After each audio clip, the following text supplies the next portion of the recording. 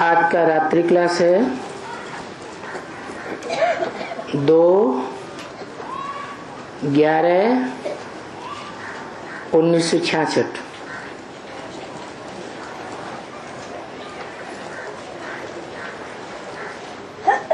सारी दुनिया में ऐसा कोई भी नहीं है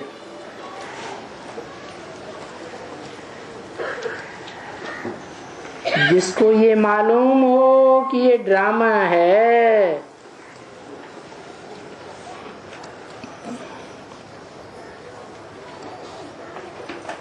ये दुनिया ड्रामा का एक रंगमंच है।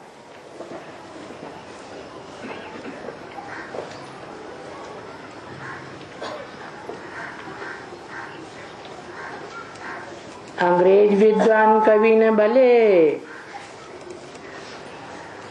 बोल दिया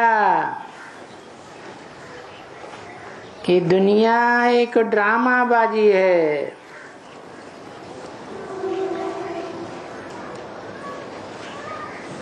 भले वो मुख से कहते हैं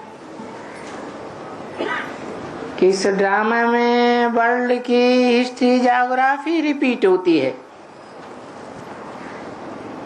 ये कहते तो जरूर हैं, परंतु ये हिस्ट्री ज्योग्राफी कैसे रिपीट होती है ये कोई भी नहीं जानते।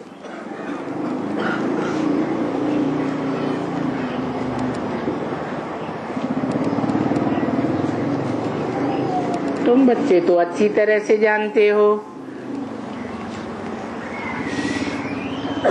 और वास्तव में अभी ये है ड्रामा की एंड।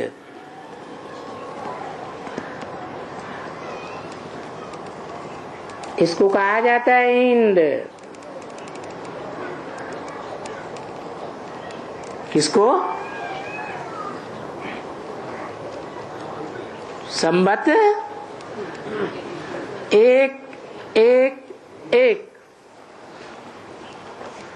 उससे पहले कहेंगे ड्रामा की एंड।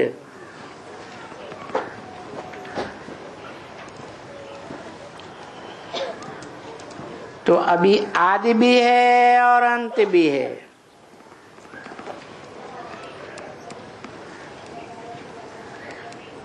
ये आदि और अंत का एग्जैक्ट संगम होने वाला है। कब?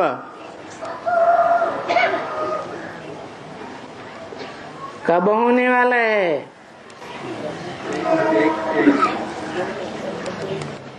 अरे एक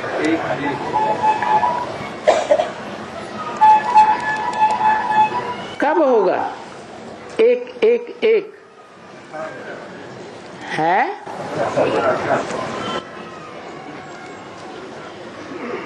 तो जब नाटक पूरा होता है तो बुद्धि ऐसे कहती है कि बरोबर पतितों को पावन बनाने वाला एक ही है।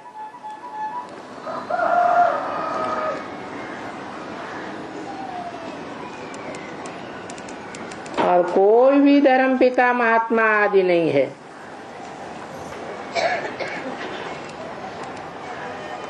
क्योंकि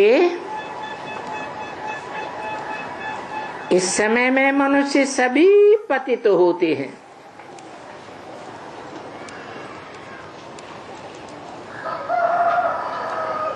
जिन्हें मनुष्य कहा जाता है, मननात् मनुष्य, जिनका मन चलायमान होता है,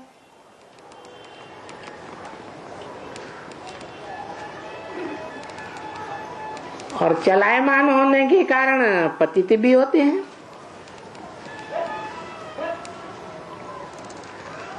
तो जब सब पतित हो जाते हैं सबका मन पतित हो जाता है। जो मन 11वीं इंद्रिय सशक्त इंद्रिय कही जाती है, प्रधान इंद्रिय, जो अन्य 10 इंद्रियों को कंट्रोल करती है,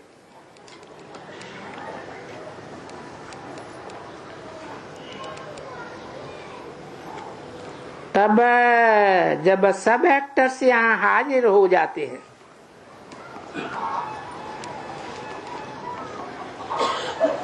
क्योंकि नाटक जब पूरा होता है तो सभी एक्टर्स स्टेज पर हाजिर होते हैं। सभी स्टेज पर आकर के खड़े होते हैं।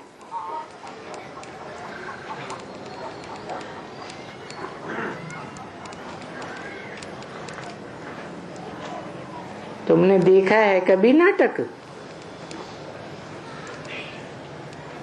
जीता जागता नाटक देखा है? तो जब नाटक पूरा होता है तो जो भी एक्टर्स हैं, प्रिंसिपल, मुख्य वगैरह, सब आकर के खड़े हो जाते हैं।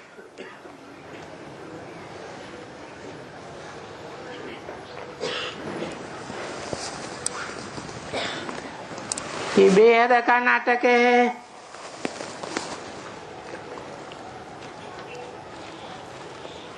हद में खड़े होने की बात नहीं है।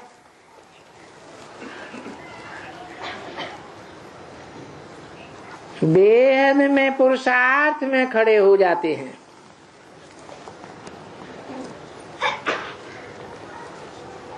तो इस समय में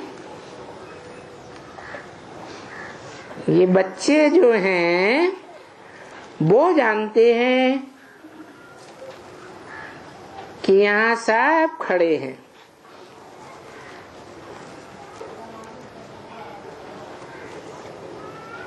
जो भी ब्राह्मणों की दुनिया में एक्टर्स हैं वो सब खड़े हैं।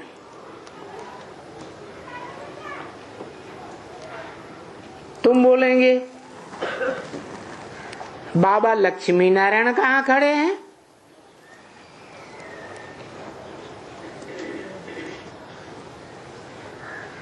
नहीं, लक्ष्मी नारायण भी खड़े हैं।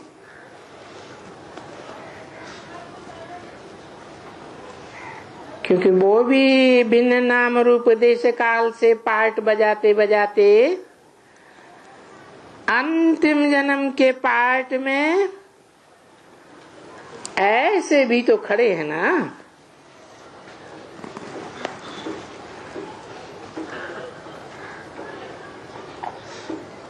शिव बाबा भी तो खड़े हैं।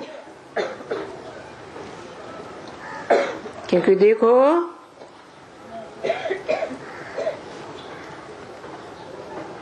ये ब्रह्मा भी खड़े हैं।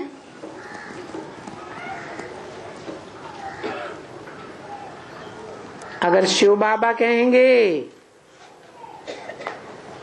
ब्रह्मा, ये लक्ष्मी और नारायण, वो भी तो यहाँ ही है ना।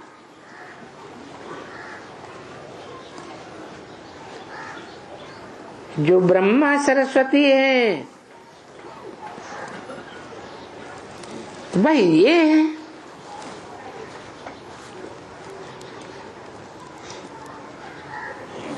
कैसे? ब्रह्मा सरस्वती लक्ष्मी नारायण सतयुग में बनेंगे। सतयुग आदि कहो,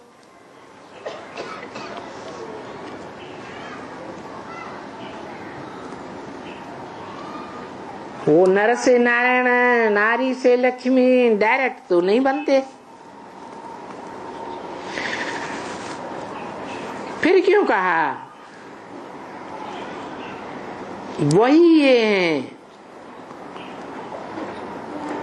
ब्रह्मा सरस्वती भी। क्योंकि ब्रह्मा सरस्वती की आत्माएं भी प्रवेश होकर के कंबाइंड होकर के पार्ट बजा रही है।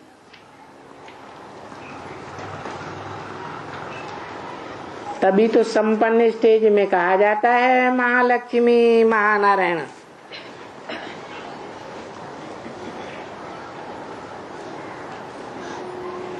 क्योंकि तुम जानते हो वो सतयुग में खड़े हैं। कौन है? ब्रह्मा सरस्वती की आत्माएं सतयुग में खड़े हैं और ये संगम युग पर खड़े हैं।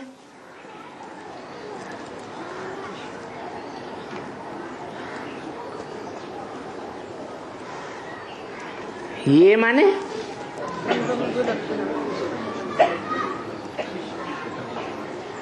ये कह करके नजदीक किसको कर दिया और सतयुग बता करके दूर किसको कर दिया?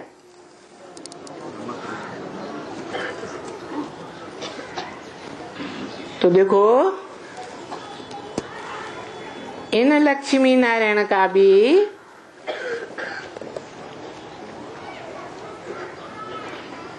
नर से नारायण बनने वाले हों या नर से प्रिंस बनने वाले हों, इनका भी ज्ञान तुम बच्चों को है। किन बच्चों को? तुम बच्चों को जो सन्मुख बैठे हैं, उन ब्राह्मण बच्चों को इनका ज्ञान नहीं है। किन बच्चों को है?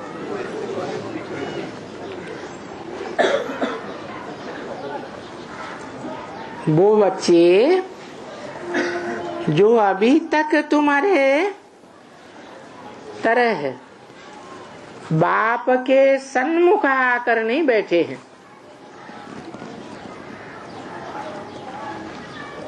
सन्मुख हैं या विमुख हैं? है विमुख है। अच्छा, शिव बाबा भी तो यहाँ गुप्त वेश में है।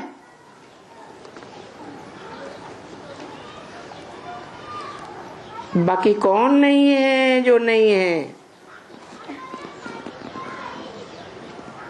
तुम बताओ, बाकी कौन है जो नहीं है? किसी ने कहा शिव बाबा गुप्त वेश में है,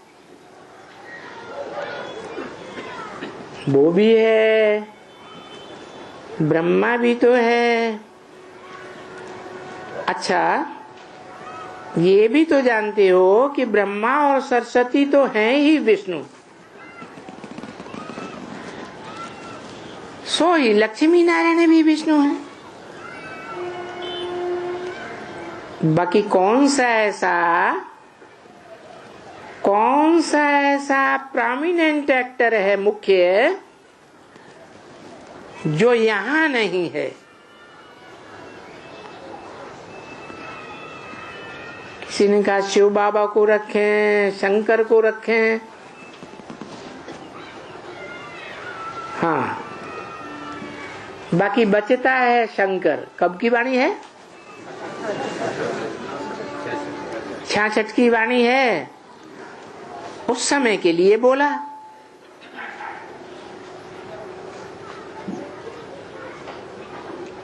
कि जो प्रोमिनेंट एक्टर है, मुख्य एक्टर है, मुख्य एक्टर को क्या कहा जाता है? हीरो पार्टधारी जो यहाँ नहीं है, वो बाकी बचता है शंकर।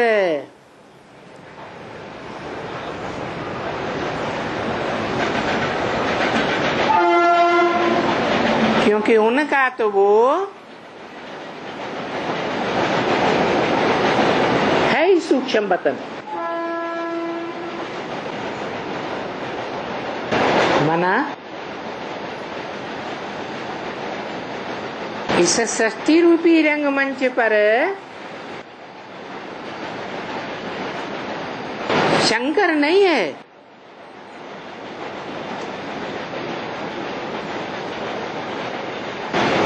जो प्रोमिनेंट मुख्य एक्टर है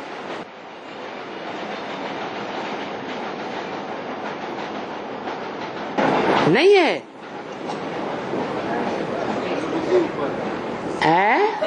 इस बेहद के ड्रामा के रंगमंच पर वो नहीं है। है बाबा ने तो कहा वो नहीं है।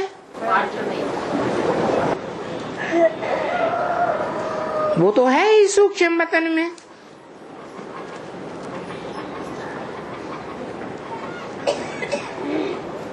सूक्ष्म वतन ऊंची स्टेज है या ये दुनिया ऊंची स्टेज? तो सूक्ष्म वतन ऊंची स्टेज में है या इस दुनिया में है? ऊंची स्टेज का क्या मतलब है? मनन चिंतन मंथन के आधार पर मन बुद्धि से सूक्ष्म वतनवासी है। ज्ञान सूक्ष्म होता है, सूक्ष्म से सूक्ष्म होता जाता है। तो सूक्ष्म वतन की ऊंची स्टेज में है, बाकी सबका पार्ट यहाँ है।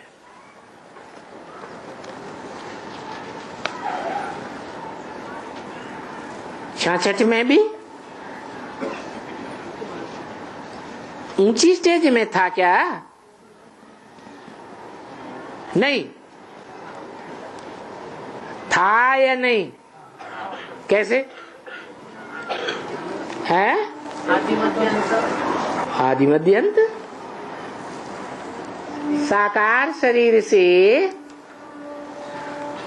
वो मुख्य प्रोमिनेंट पार्टधारी सन 66 में इस सृष्टि पर नहीं था। मन सूक्ष्म वतन में नहीं था। अरे ऊपर भी था नीचे भी था, ये कैसे नहीं था बाबा? ज्ञान है? मनन चिंतन की स्टेज थी सन 66 में नहीं था। ज्ञान का उतना ब्रह्मा बाबा शरीर छोड़ा 18 जनवरी 1969 को।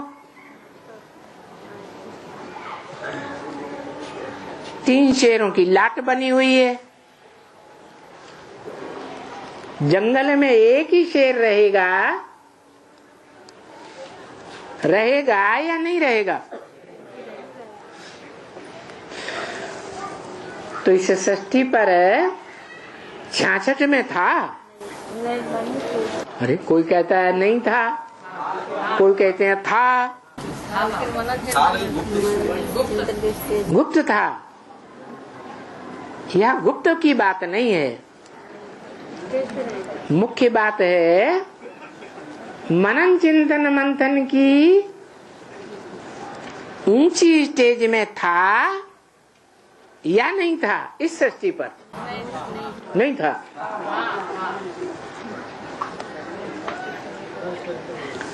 लौकिक दुनिया में भी फिलासफर्स होते हैं या नहीं होते हैं? हैं? होते हैं। उनकी मन बुद्धि इस साकार दुनिया में मोस्टली धरी रहती है या अपने ही मनन चिंतन में मस्त रहते हैं?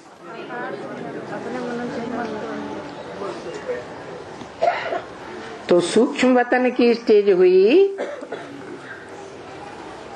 या स्थूल इंद्रियों के भोग की स्टेज हुई?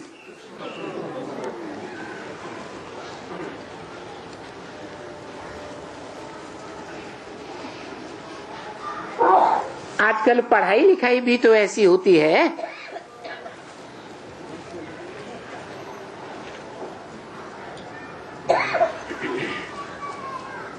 जैसे संस्कृत भी है, एक होती है क्लासिकल संस्कृत और दूसरी होती है फिलॉसफिकल संस्कृत।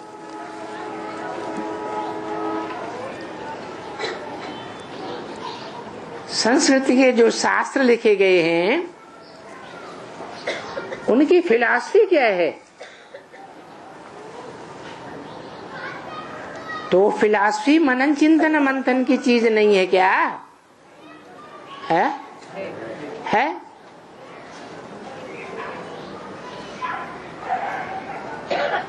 जैसे मान लो थीसिस है,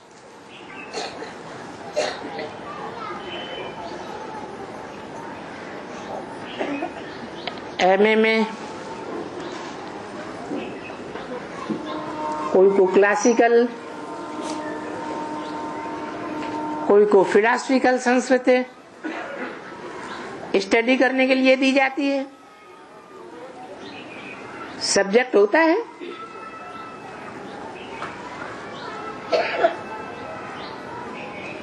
तो बोला, बाबा ने बोला कि उनका तो है ही सूक्ष्म वतन में। कब की बात? 66 की बात। बाकी सब का पार्ट यहां है। उस टाइम पर भी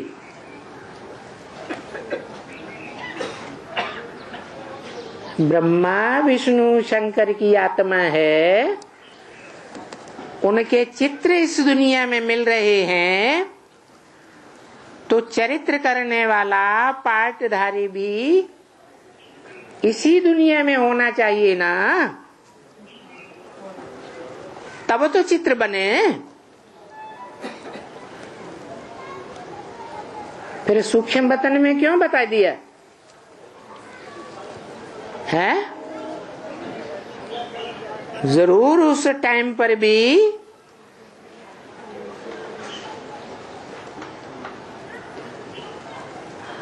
फिलॉसफी में बुद्धि लगी हुई थी। इंडियन मैथोलॉजी में बुद्धि लगी हुई थी।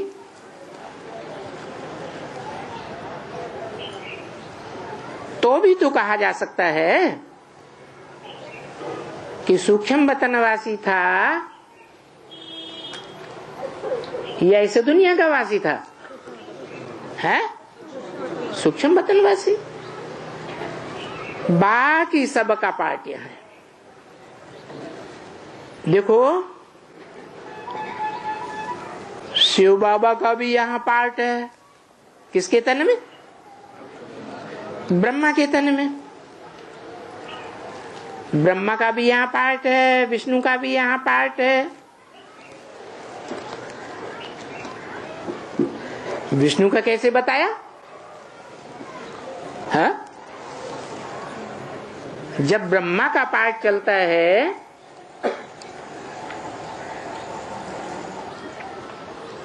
तो शंकर या विष्णु का पार्ट चलता है क्या? पहले ब्रह्मा द्वारा ब्राह्मण धर्म की स्थापना, फिर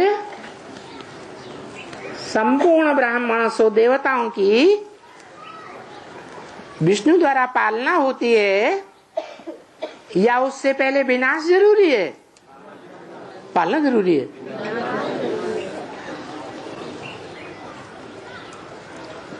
पालना मुट्ठी भर देवताओं की प्रसिद्ध ही नहीं होगी 500-700 करोड़ दुनिया के वाइब्रेशन के बीच में।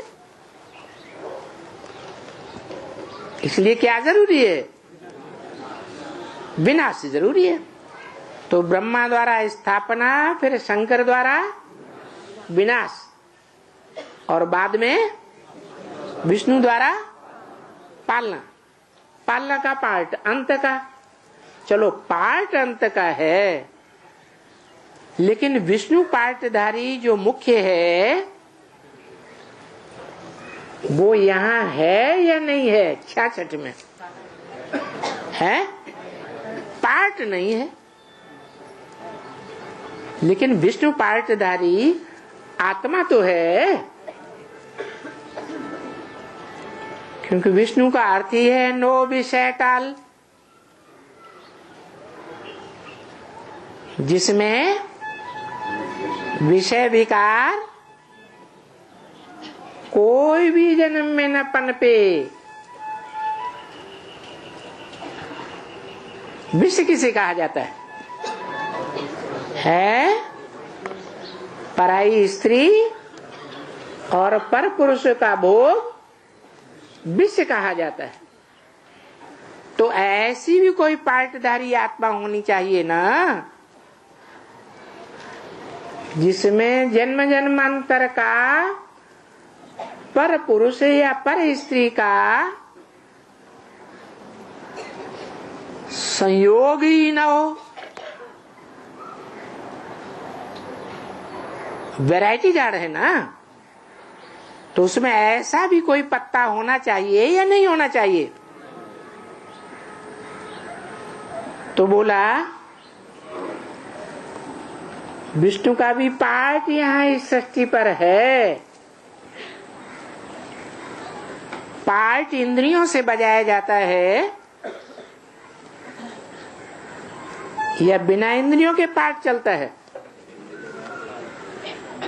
इंद्रियों से ही पार्ट बजाया जाता है। पार्ट बजाने वाली आत्मा ये शरीर, आत्मा शरीर के द्वारा पार्ट बजाती। शरीर में इंद्रियां हैं, इंद्रियों के द्वारा पार्ट चलता है। और शंकर का जो चित्र दिखाते हैं वो इंद्रियों से पार्ट बजाते हुए दिखाते हैं या याद में बैठा हुआ दिखाया जाता है? तो ये कोई इंद्रियों का पार्ट हुआ है? हुआ नहीं हुआ। इसलिए बाबा कहते हैं शंकर का तो कोई पार्ट ही नहीं। शंकर क्या करता है? कुछ भी नहीं।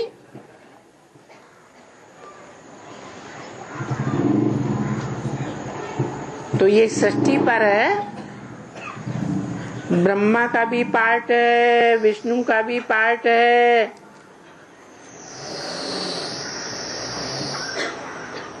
शिव बाबा का भी पार्ट है, लेकिन शंकर की आत्मा का कोई पार्ट है ही नहीं।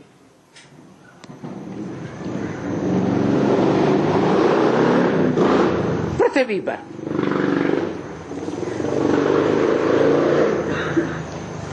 कृष्ण का भी पार्ट है।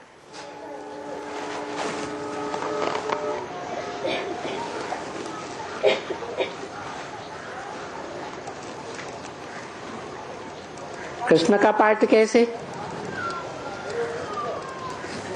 जिस पार्ट का शास्त्र में गायन है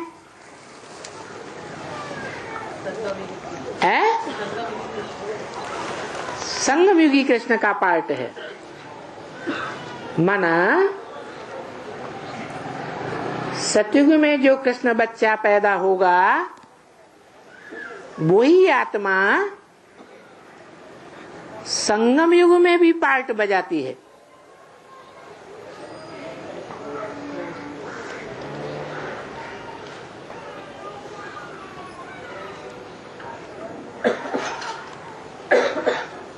कैसे?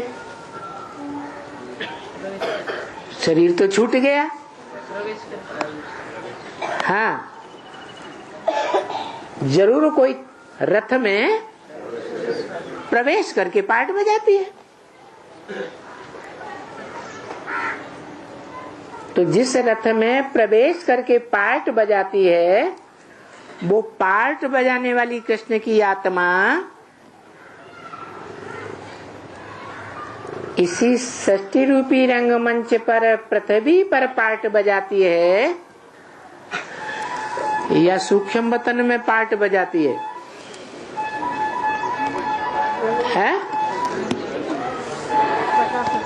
पृथ्वी पर ही पार्ट बजाती है, तभी तो भक्ति मार्ग में गायन होता है।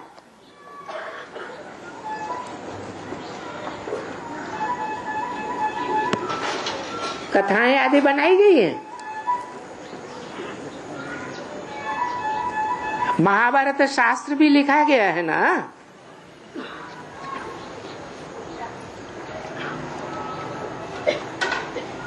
तो कृष्ण का, ब्रह्मा का, शिव बाबा का, सभी का पार्ट है। बाकी किसका पार्ट नहीं है? शंकर वाली आत्मा का पार्ट इस सृष्टि पर नहीं है, सिर्फ एक शंकर का। क्योंकि उनके लिए तो कहते हैं कि वो विनाश करता है। अभी विनाश करता है सारी दुनिया का, तो दुश्मन हुआ या दोस्त सारी दुनिया का?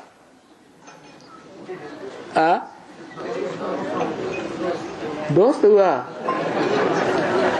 तो दोस्त का साथ देना चाहिए। यज्ञ के आदि में स्थापना के साथ साथ विनाश की ज्वाला भी निकली, और विनाश का पार्ट है शंकर का।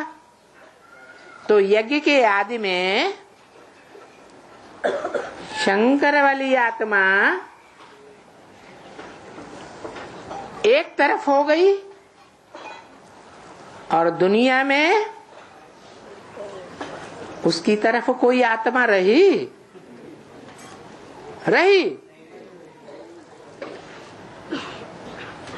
तो ये दुनिया वालों ने दुश्मनी निभाई या दोस्ती निभाई है?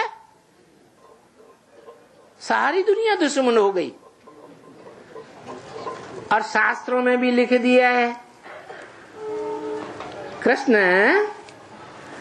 जिनको 16,000 गोप गोपियां दिखाई गई, अंत समय में वो अकेला रह गया।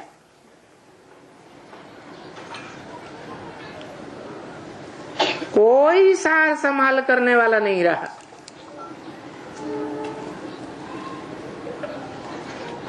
तो देखो,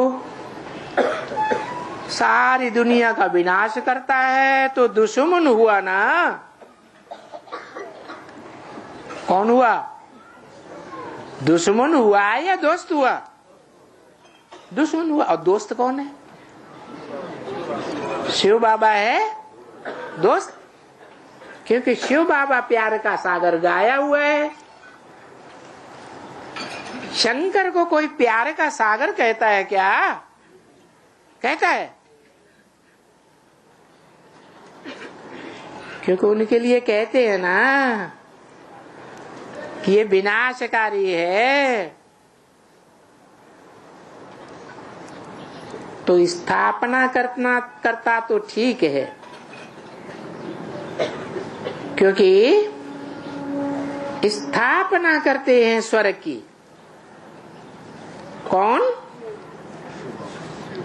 शिव बाबा। एक शिव बाबा को ही ये बात क्यों लगाई गई है? ब्रह्मा द्वारा स्वर्ग की स्थापना नहीं, ब्रह्मा द्वारा स्थापना नहीं गाई जाती है, सिर्फ ब्राह्मण धर्म की स्थापना गाई जाती है। और ब्राह्मण तो 9 नौकरियों के गाए हुए। दुनिया में 9 धर्म है, तो 9 धर्म में कन्वर्ट होने वाले जो ब्राह्मण बनते हैं नंबरवार, फिर नंबरवार देवता बनते हैं। वो ही द्वापर युग से उन धर्मों में कन्वर्ट हो जाते हैं।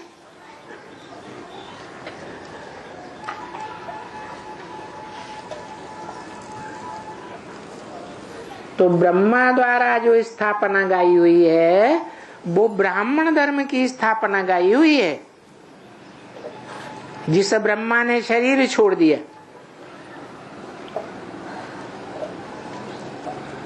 जिनकी गोद में आधार मूर्त ब्राह्मणों ने, नंबरवार ब्राह्मणों ने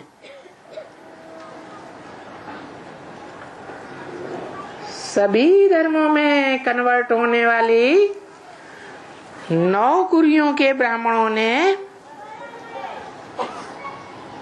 ब्रह्मा की गोद में खेला।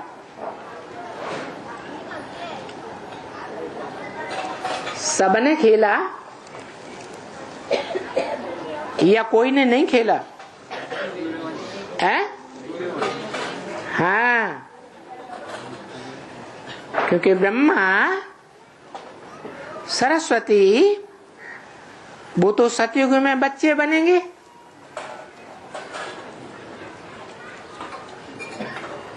पहली पीढ़ी के पत्ते बनेंगे,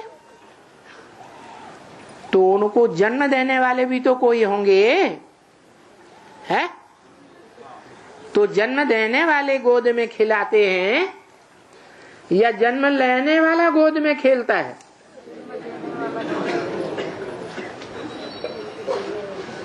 तो ब्रह्मा सरस्वती संगम युग में दादा लेखराज ओम राधे ब्रह्मा, उन्होंने कौन से ब्राह्मणों को गोद में खिलाया है? सूर्यवंशी ब्राह्मणों को छोड़ करके बाकी सभी कुरियों के नंबरवार ब्राह्मणों को गोद में पाला।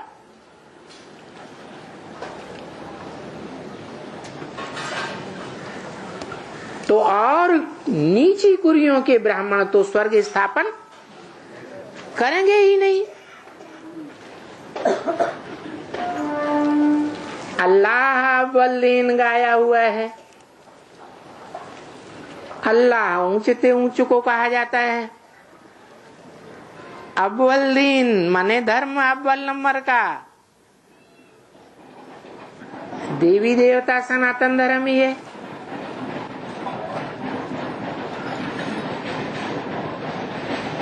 तो सतयुग में जन्म लेने वाले राधा कृष्ण और उनकी समकक्ष पीढ़ी ने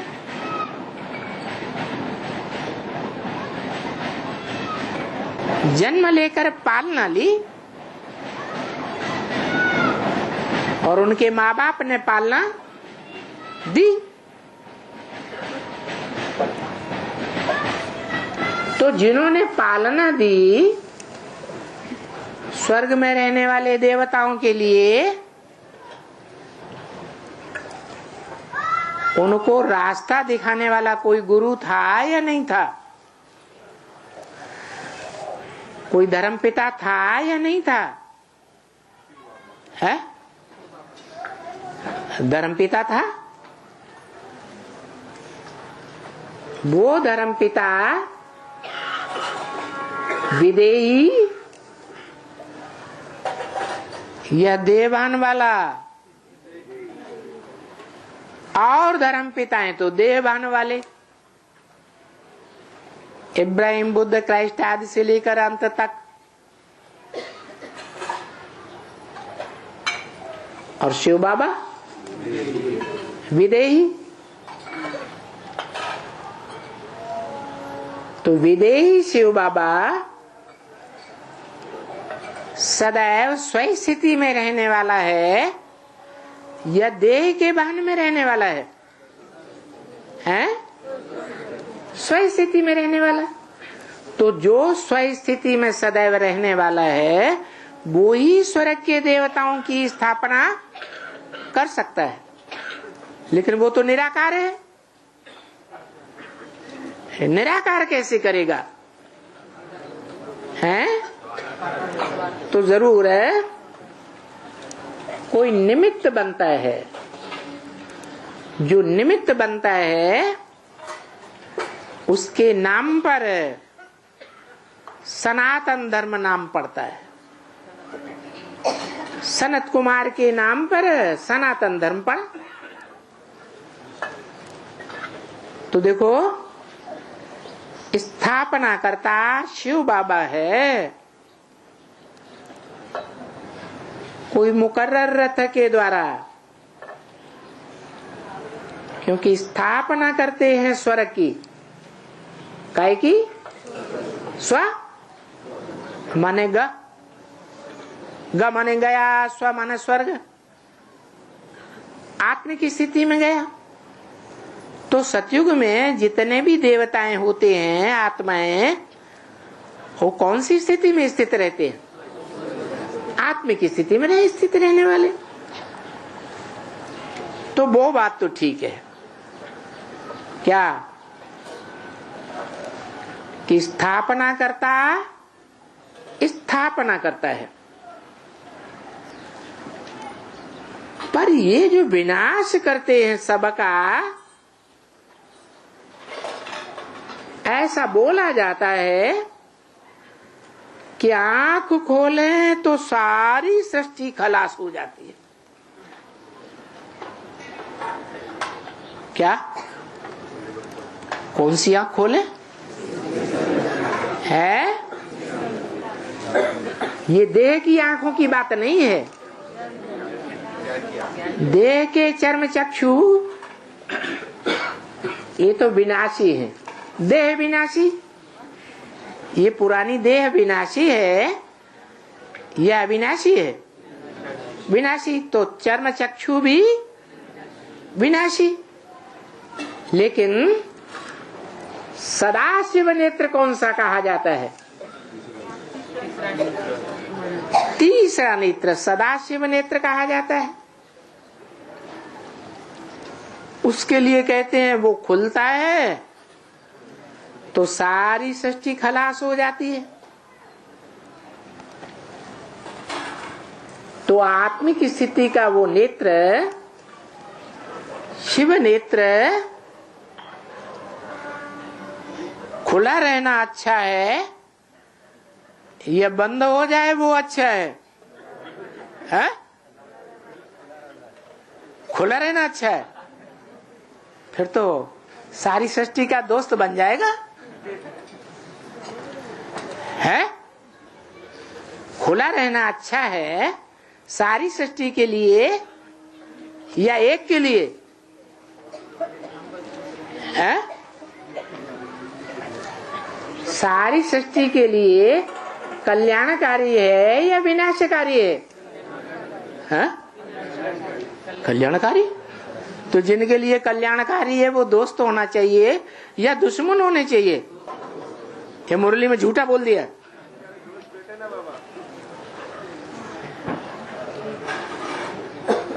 पर ये जो विनाश करते हैं सबका,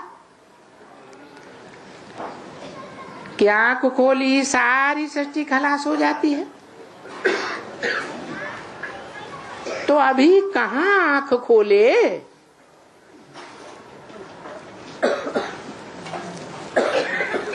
जो सारी सृष्टि खलास हो गई।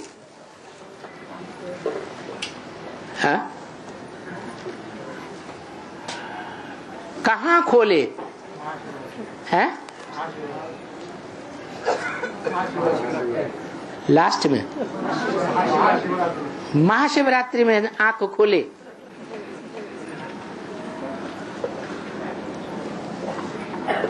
उसे शिवरात्रि कहें। शिव माने तो कल्याणकारी।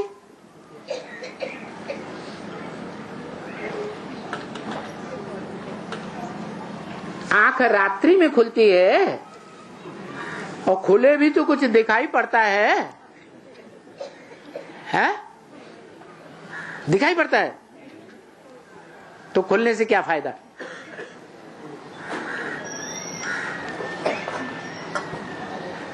क्योंकि सृष्टि तो यहाँ है और ये आंख खोलने वाला सूक्ष्म वतन में है। वो आत्मा कहाँ है? आत्मा माने मन बुद्धि की इंद्रियां। वो मन बुद्धि से मनन चिंतन मंथन करने वाली आत्मा ऊंची स्टेज में सूक्ष्म वतनवासी।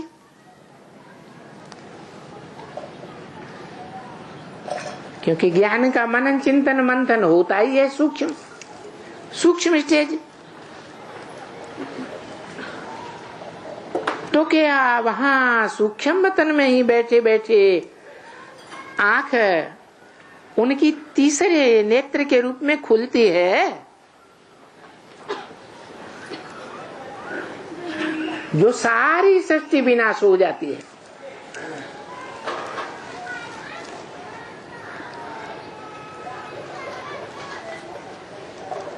तो बाबा गिन रहा है इनका पार्ट।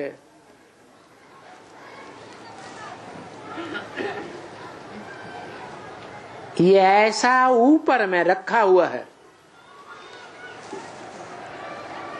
कहाँ ऊपर में है? सूक्ष्म वतन की 3 पुरियों में भी है, ऊपर की पुरी में रखा हुआ है।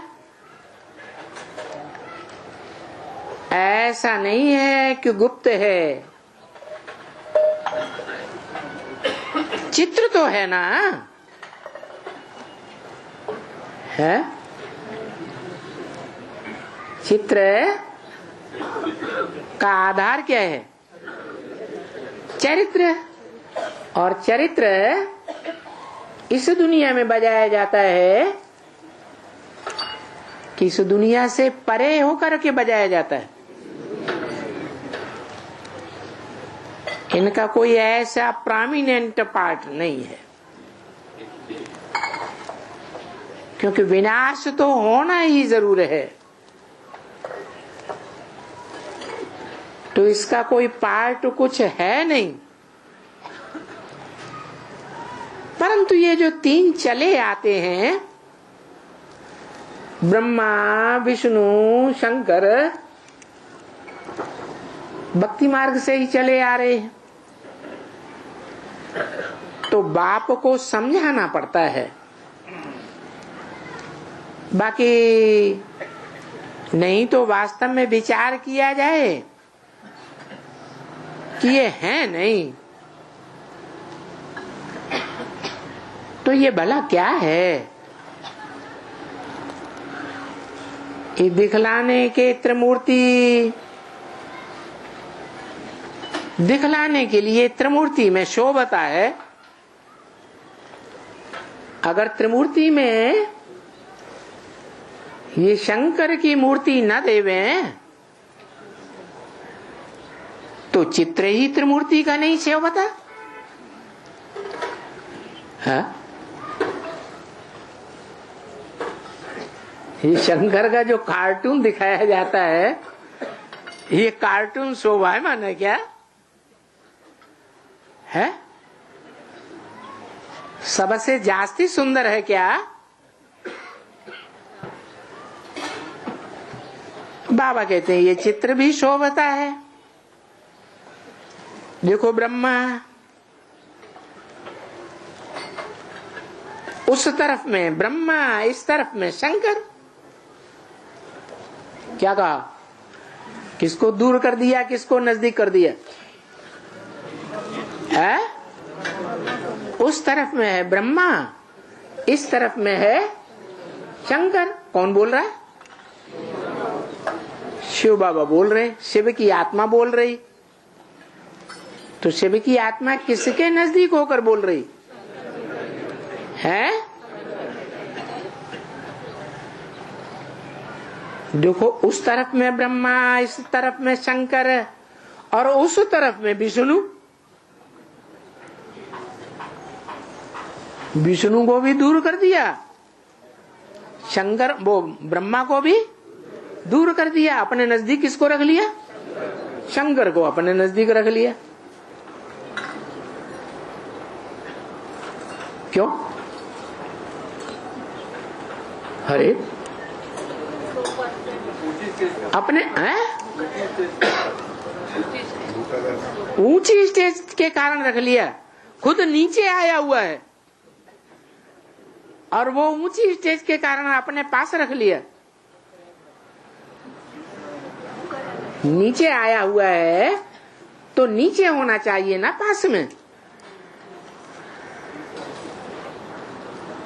क्योंकि बाबा जानते हैं मैं जो आकर के नई देवताई सृष्टि की स्थापना करता हूं, ब्राह्मण सो देवता बनाता हूं, वो ब्राह्मणों की सृष्टि संसार में प्रत्यक्ष ही नहीं हो पाती। कब तक? जब तक 500-700 करोड़ की पतित विकारी मनुष्य सृष्टि का विनाश न हो। तो ऊपर में शिव देखो कितना शोभता है,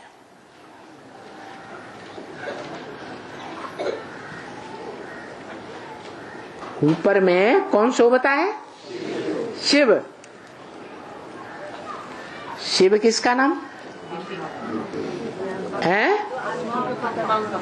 मेरी बिंदी का ही नाम शिव है। तुम सबकी बिंदी बिंदी आत्मा का नाम नहीं होता, तुम्हारा देह का नाम होता है। नाम किस आधार पर होता है? तो तुम देह का काम करते हो कि नहीं है?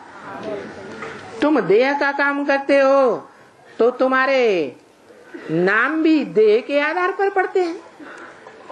और मैं आत्मिक स्थिति में रह करके जो कार्य करता हूँ वो कल्याण का कार्य साबित होता है।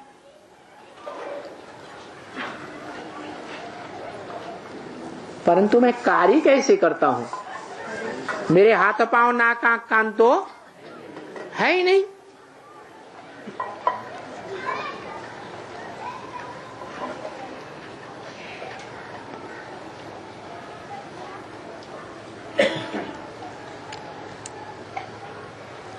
तो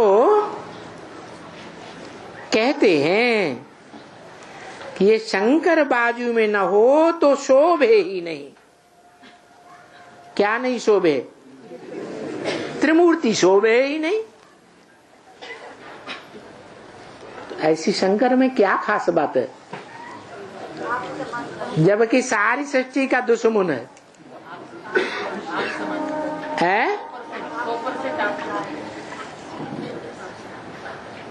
अगर शंकर को बाजू में न रख,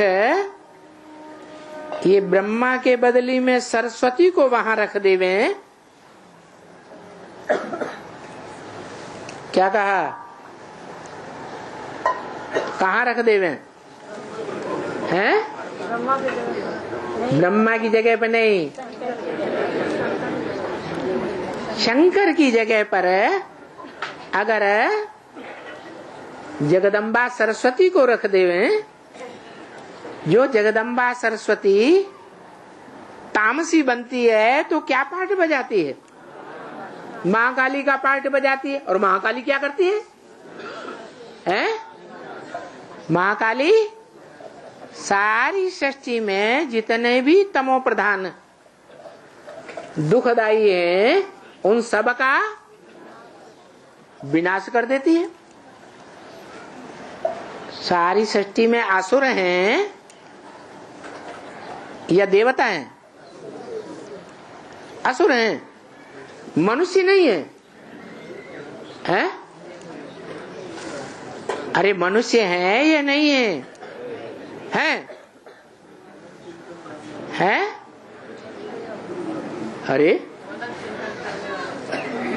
हाँ वो तो ठीक है, मनन चिंतन मंथन करने वाले को मनुष्य कहा जाता है। तो मन का पूरा उपयोग करे तभी मनुष्य हुआ संपूर्ण, या उपयोग न करे तो संपूर्ण मनुष्य हुआ। बाबा तो कहते हैं सब मनुष्य क्या बन पड़े इस सृष्टि पर है, जानवर से भी बदतर बन पड़े। और जानवर मन बुद्धि का उपयोग करता है नहीं करता। तो सारी सृष्टि मनुष्यों की हुई या जानवरों की हुई है? जानवरों की हुई, मनुष्य की सृष्टि नहीं है।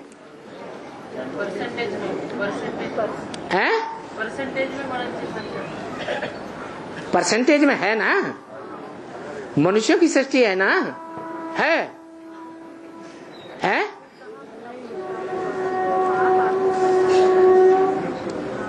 जानवर भी अपनी सृष्टि रचने के लिए बहुत मार करने वाली कामेंद्रिय का उपयोग करते हैं, और मनुष्य भी करते हैं। लेकिन दोनों की एक्ट में कोई अंतर है? अरे मनुष्य सोच विचार करते हैं, वो एक्ट करते समय सोचते हैं कि ये करना चाहिए, ये नहीं करना चाहिए, ऐसा करने से पाप लगेगा, दूसरे को दुख होता है। ऐसे मनन चिंतन मंथन करते हैं? तो जानवर हुए या मनुष्य हुए? नंबरवार है। क्यों हंस रहे हैं?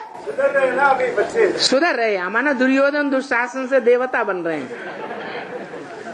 अभी दुष्ट युद्ध नहीं करते, हाथापाई का, बाहुबल का युद्ध नहीं करते ना, है? नहीं करते। दुशासन नहीं बनते। तिकड़म पैंच वाला दुष्ट शासन नहीं करते है। जैसे आज की गवर्नमेंट, बड़े बड़े एमएलए, एमपी, मिनिस्टर्स, ये तिकड़म के द्वारा गद्दी पर बैठ जाते हैं या सीधा साधा होकर चुनाव लड़ते हैं। तो दुर्योधन, दुशासन पुरुषों को कहें या कन्या माताओं को कहें, है? ऐसा कोई चित्र है? बेसिक में बाबा ने एक चित्र बनाया। माला में एक तरफ कन्या माताओं का हुजूम दिखाई दिया और जस्ट उसके अपोजिट है भाइयों का हुजूम दिखाई दिया। और ब्रह्मा बाबा उंगली खड़े किए हुए दिखा रहे हैं कन्या माताओं को, मारो इनको।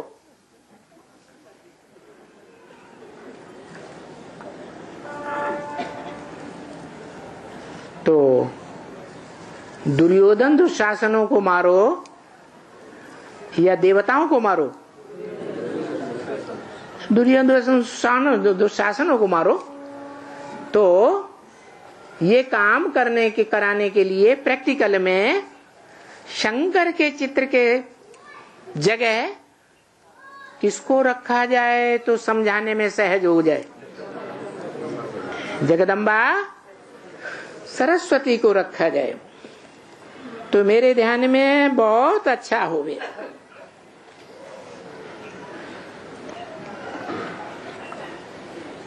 ये समझाया है क्योंकि ऐसा करने से शंकर का चित्र रखने का कोई दरकार नहीं देखते, पर ड्रामा में है ये चित्र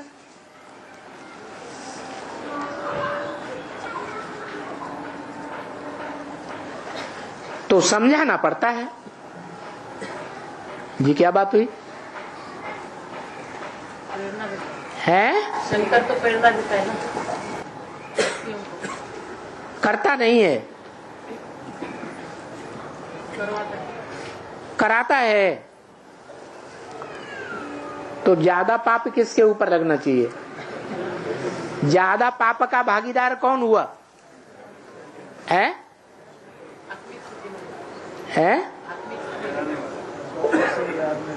स्वयं हाँ, गीता में भी लिखा हुआ है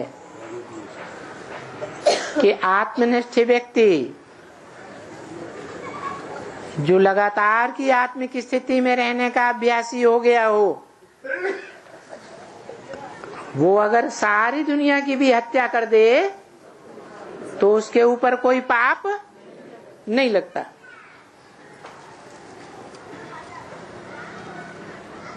तो किसके ऊपर पाप नहीं लगता और किसके ऊपर पाप लगता है? अरे यहाँ तो दो ही की बात हुई ना। शंकर के चित्र की जगह किसको रख दो? जगदम्बा को रख दो। तो किसके ऊपर पाप लगेगा? है? महाकाली के ऊपर पाप लगेगा और शंकर के ऊपर पाप नहीं लगेगा। परंतु कराता कौन है?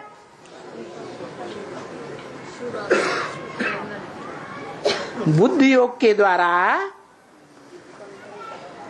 वाइब्रेशन को चेंज करके ये जो दुनिया में बड़े बड़े साइंटिस्ट देखे जा रहे हैं जिन्होंने एटॉमिक एनर्जी तैयार कर ली, तैयार तो कर ली, परंतु उसको यूज करने में घबरा रहे हैं या तैयार बैठे हैं? घबरा रहे हैं।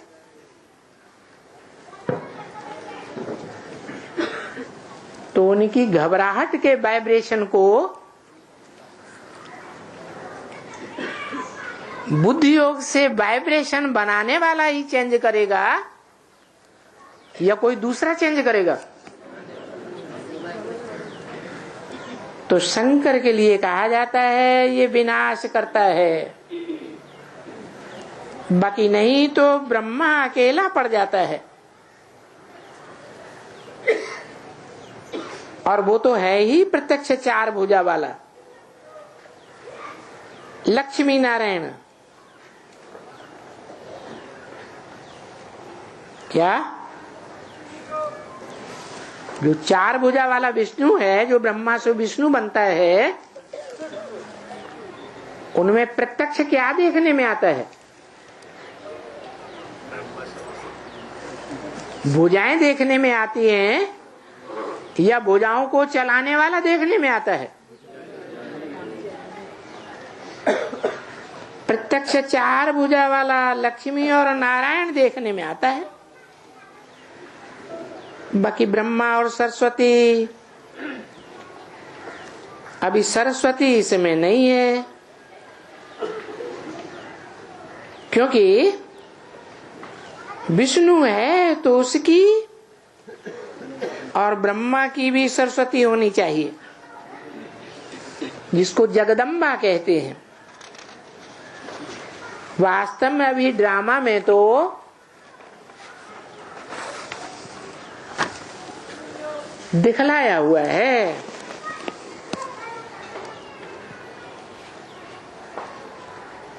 उनको चेंज तो नहीं कर सकते हैं, क्योंकि शंकर विनाश करता ये गाया हुआ है, गायन है, तभी तो दिया हुआ है। 2/11/66 की रात्रि का क्लास दूसरा पेज। नहीं तो बुद्धि कहती है कि जबकि तुम बच्चे पास होते हो, और विनाश तो सृष्टि का होना ही है कोई भी हालात में।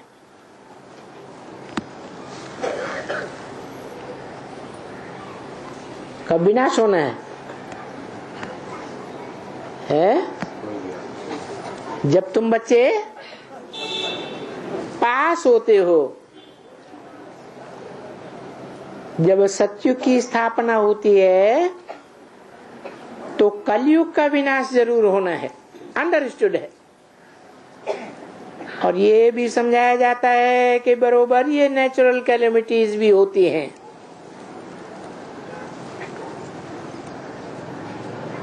तब विनाश होता है।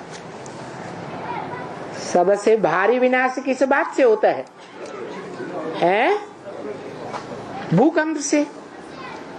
और भूकंप मुख्य नेचुरल कैलेमिटीज है। नाम क्या रखा गया है? भूकंप। भू माने धरती। बेहद की भाषा में धरती कन्याओं माताओं को कहा जाता है।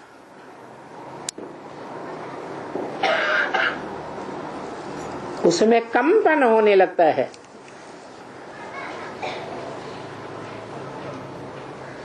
धरती थर्रा जाती है।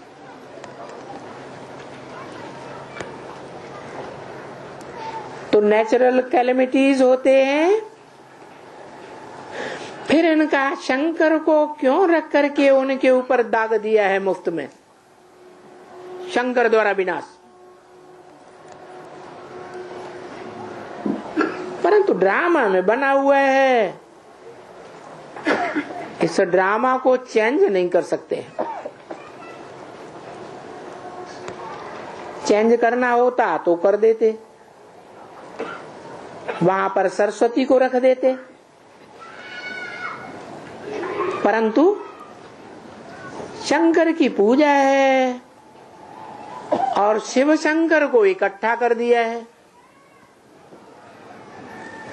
एकदम इकट्ठा कर दिया। एकदम माने है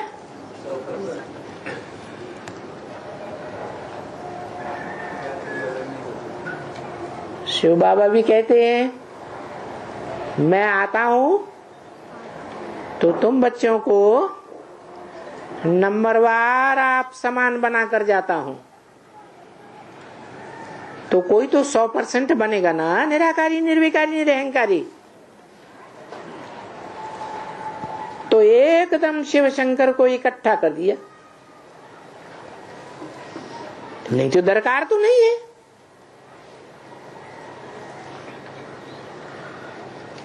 कहाँ शिव होता तो मनुष्य मुझते भी नहीं, और यहाँ सरस्वती रख देते सफेद पोष, तो समझाने में बिल्कुल क्लियर हो जाता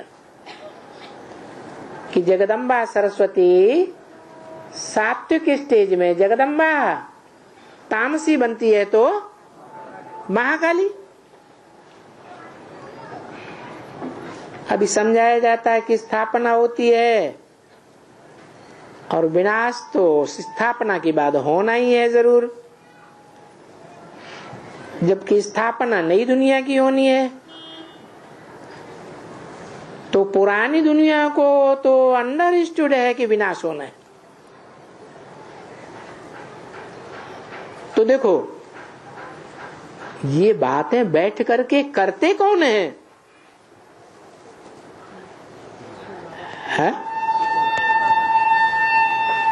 खुद मालिक बैठ करके करते हैं कि अगर ये शंकर न भी होता,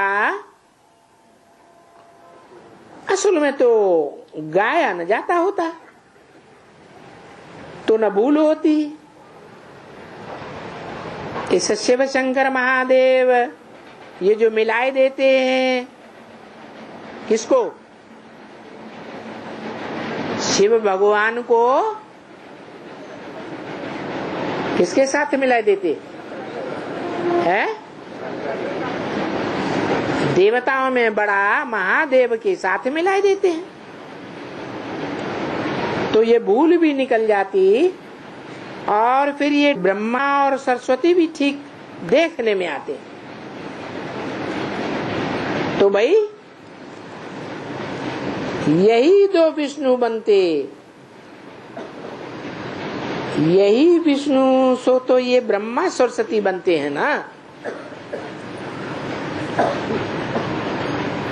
ब्रह्मा सरस्वती की आत्माएं विष्णु बनती हैं, है? 4 भुजाएं हैं या 2 भुजाएं हैं? 4 भुजाएं। भुजा माने क्या? मददगार। तो किसके मददगार है? शिव ज्योति बिंदु के मददगार है।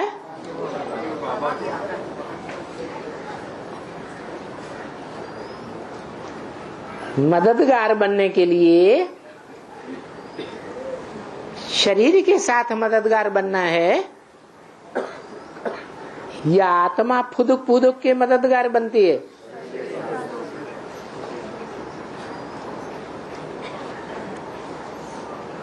तो अब बताओ त्रिमूर्ति में शंकर की क्या दरकार पड़ी है?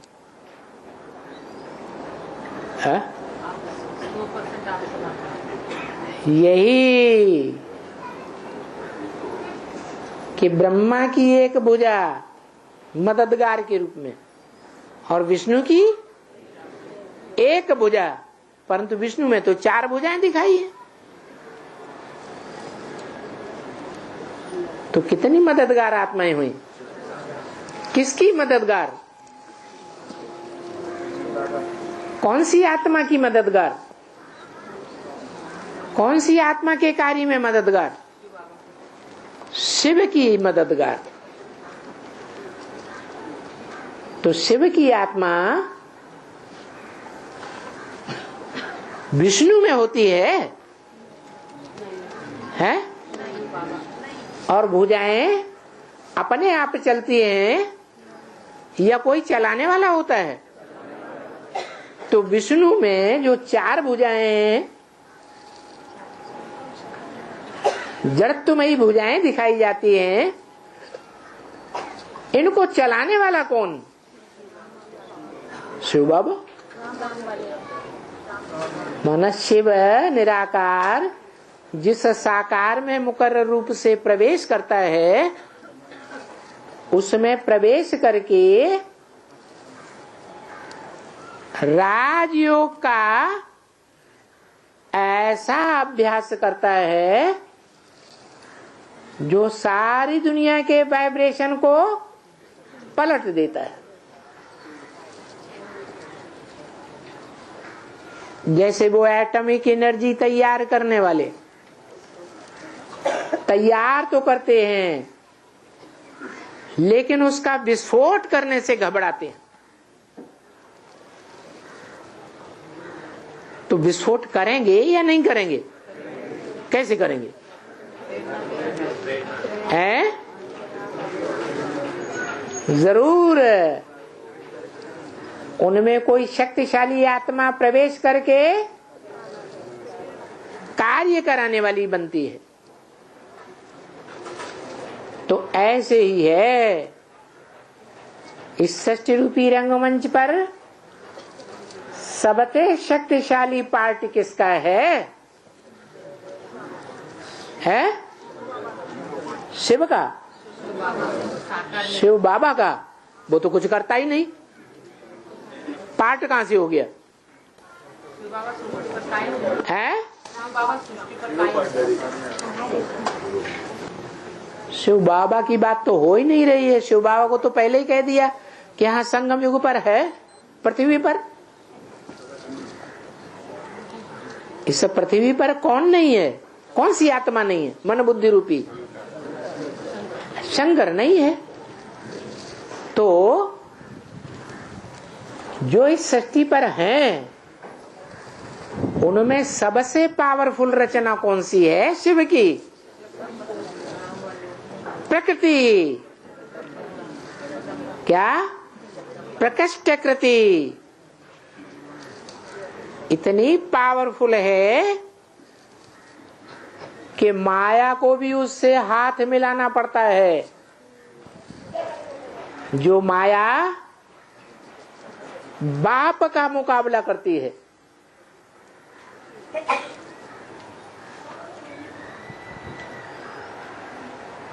ज्यादा साहसी हुई या कम साहसी हुई? वो माया जो इतनी साहस करती है वो भी तंग आ जाती है बाप के योगी बच्चों से।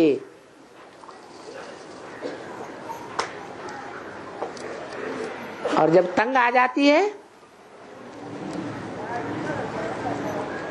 फिर क्या करती है? फिर प्रकृति से हाथ मिला लेती है।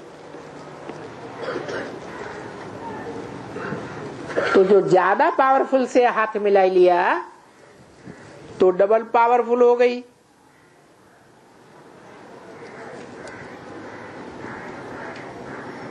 जितनी शक्ति विनाशकारी वैज्ञानिकों में नहीं है उससे भी कई गुनी जास्ती शक्ति है पृथ्वी में है, जो भूकंप लाती है।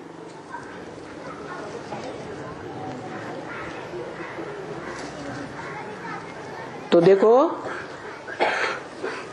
जो बहुत शक्तिशाली है आज के वैज्ञानिकों की तरह बेहद ब्राह्मणों की दुनिया में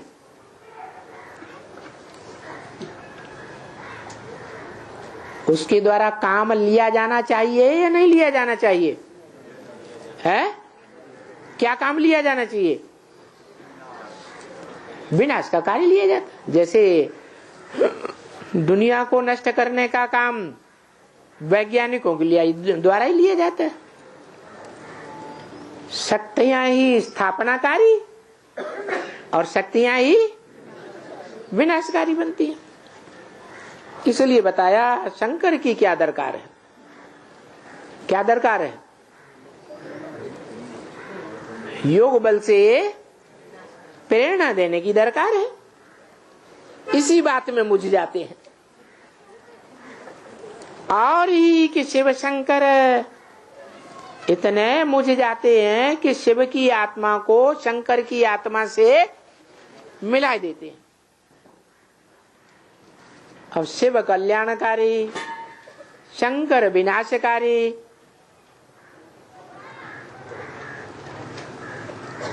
शिव कल्याणकारी, शिव का चित्र अलग बनाते विचित्र के रूप में बिंदु, और शंकर का चित्र अलग बनाते। शिवलिंग कहा जाता है या शंकर लिंग कहा जाता है? शिवलिंग कहा जाता है। शंकर लिंग की तो कभी किसी ने पूजा सुनी नहीं होगी। तो देखो भक्ति मार्ग में दोनों आत्माओं को मिलाकर एक कर दिया। बाकी तो सारा ड्रामा तुम बच्चों ने समझाया बिल्कुल ठीक, एक्यूरेट। और ये समझाना भी बहुत सहज है। ओम शांति।